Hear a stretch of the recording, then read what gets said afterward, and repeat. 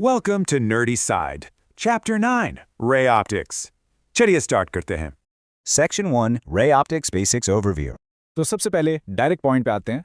इस लेक्चर में हम लाइट के बेसिक्स से शुरू करके 5 कोर टॉपिक्स डिकोड करेंगे।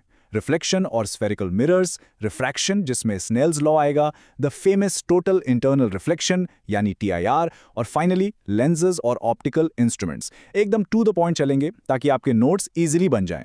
Section 2, Spherical Mirrors or Reflection. First core concept पर शिफ्ट करते हैं। न्यूमेरिकल सॉल्व करने के लिए सबसे इंपॉर्टेंट टूल है ये कार्टेशियन साइन कन्वेंशन। रूल बिल्कुल सिंपल है, सारी डिस्टेंसेस हम मिरर के पोल से मेजर करते हैं।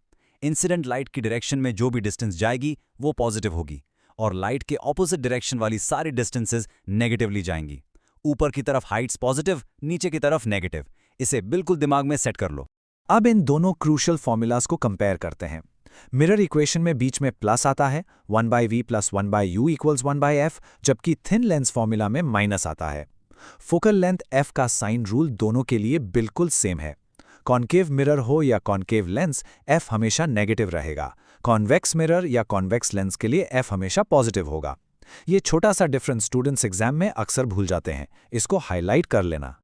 नेक्स्ट कॉन्सेप्ट है लीनियर मैग्निफिकेशन, जिसे हम m से डिनोट करते हैं। ये बेसिकली इमेज हाइट और ऑब्जेक्ट हाइट का रेशियो होता है।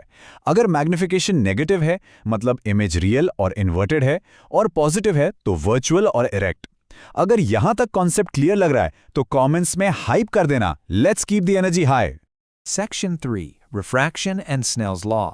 मिरर से आगे बढ़ते हैं रिफ्रैक्शन की तरफ। जब लाइट एक ट्रांसपेरेंट मीडियम से दूसरे मीडियम में जाती है तो उसकी डायरेक्शन चेंज होती है और इसका बेसिक फाउंडेशन है स्नेल्स लॉ। फॉर्मूला सिंपल है, sin I / sin R = n/1। यहाँ n/1 सेकंड मीडियम का रिफ्रैक्टिव इंडेक्स है with respect to the first medium. ये बताता है कि लाइट इंटरफेस पर कितना बेंड करेगी। इसे क्विकली नोट डाउन कर लो। अब ये बेंड्स टुवर्ड्स या अवे का लॉजिक समझते हैं। अगर लाइट डेंसर मीडियम में जा रही है तो वो नॉर्मल की तरफ बेंड होगी, और अगर रेयर मीडियम में जा रही है तो नॉर्मल से दूर भागेगी। एक बहुत क्रूशियल पॉइंट टू पॉन्डर है यहाँ पर। ऑप्टिकल डेंसिटी को मास डेंसिटी से कंफ्यूज मत करना। फॉर एग्जाम्पल, टर्पेंटाइन ऑयल की मास डेंसिटी वाटर से कम होती है, लेकिन ऑप्टिकल डेंसिटी वाटर से ज्यादा होती है। तो टर्पेंटाइन ऑप्टिकली डेंसर है पानी के कंपैरिजन में। रिफ्रैक्शन का एक बहुत ही कॉमन रियल वर्ल्ड एप्लीकेशन है एपरेंट डेप्थ। जब आप पानी से भरे टैंक को ऊपर से देखते हैं तो बॉटम थोड़ा उठा हुआ या रेज्ड लगता है। इसको कैलकुलेट करने का फॉर्मूला सिंपल है। एपरेंट डेप्थ रियल डेप्थ को मीडियम के रिफ्रैक्टिव इंडेक्स से डिवाइड करके आती है। Section 4 Total Internal Reflection यानी TIR। अब आते हैं इस चैप्टर के सबसे इंटरेस्टिंग और इंपॉर्टेंट टॉपिक पर, जो है टोटल इंटरनल रिफ्लेक्शन। TIR के लिए एक एब्सोल्यूट बेसिक कंडीशन है कि लाइट को हमेशा डेंसर मीडियम से रेयरर मीडियम की तरफ ट्रैवल करना होगा। एक ऐसा इंसिडेंट एंगल होता है जहां angle of refraction exact 90 degrees हो जाता है, उससे हम क्रिटिकल एंगल कहते हैं। अगर इंसिडेंट एंगल इस क्रिटिकल एंगल से भी ज्यादा बड़ा हो जाए तब लाइट बाहर क्रॉस नहीं करती, बल्कि कंप्लीटली सेम मीडियम में रिफ्लेक्ट हो जाती है। यही टोटल इंटरनल रिफ्लेक्शन है। एग्जाम्स में डायरेक्टली TIR के प्रैक्टिकल एप्लीकेशंस पूछे जाते हैं। पहला, डायमंड की चमक या ब्रिलियंस। क्योंकि उसका क्रिटिकल एंगल बहुत कम, अराउंड 24.4 डिग्रीज होता है, तो लाइट अंदर बार बार रिफ्लेक्ट होकर ट्रैप हो जाती है। दूसरा, गर्मियों में दिखने वाला मिराज यानी इल्यूजन ऑफ वाटर। और तीसरा, सबसे इंपॉर्टेंट, ऑप्टिकल फाइबर्स, जिसकी वजह से आज हम हाई स्पीड इंटरनेट यूज कर पाते हैं। इनमें कोर के ऊपर लोअर रिफ्रैक्टिव इंडेक्स वाले मटेरियल की कोटिंग होती है ताकि सिग्नल्स बिना लॉस के लंबा डिस्टेंस ट्रैवल करें। Section 5, Lenses, Prisms or Power. अब अपने लास्ट कोर थ्योरेटिकल सेगमेंट पर शिफ्ट करते हैं, जिसमें हम लेंसेज और पावर को कवर करेंगे। बोर्ड और कंपैरेटिव एग्जाम्स का एक फेवरेट फॉर्मूला है लेंस मेकर्स फॉर्मूला। यहां हम लेंस की फोकल लेंथ f कैलकुलेट करते हैं। n/1 लेंस के मटेरियल का रिफ्रैक्टिव इंडेक्स है सराउंडिंग के रिस्पेक्ट में। R1 और R2 दोनों कर्व्ड सरफेसेस के रेडियाई ऑफ कर्वेचर हैं। ये डायरेक्टली बताता है कि लेंस का फिजिकल शेप और मीडियम उसकी फोकल लेंथ को कैसे कंट्रोल करते हैं। ये इक्वेशन बहुत अच्छे से याद रखना। लेंस के डाइवर्जिंग या कन्वर्जिंग कैपेबिलिटी को हम पावर से मेजर करते हैं। पावर का सिंपल फॉर्मूला है P = 1/f, लेकिन ध्यान रहे फोकल लेंथ स्ट्रिक्टली मीटर्स में होनी चाहिए। इसकी SI यूनिट डायोप्टर होती है। एक और आसान चीज, अगर हम बहुत सारे लेंसेज कांटेक्ट में रखते हैं तो उनकी individual powers perfectly directly add हो जाती हैं, जैसे P = P1 + P2।